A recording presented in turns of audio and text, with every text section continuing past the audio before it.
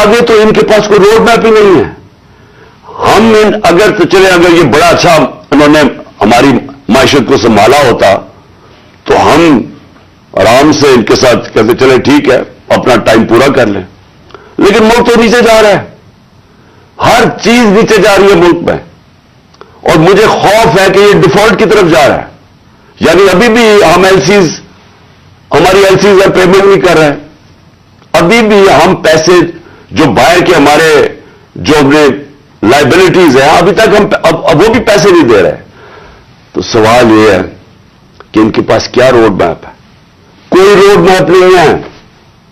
یہ صرف ایک چیز یہ چاہتے ہیں کہ کسی نہ کسی طرح الیکشن کو ڈیلے کریں. اس لیے نہیں کہ انہوں نے معیشت کو اٹھا دینا ہے, یہ اس لیے ڈیلے کرنا چاہتے ہیں کہ یہ خوف زدہ ہیں الیکشن سے.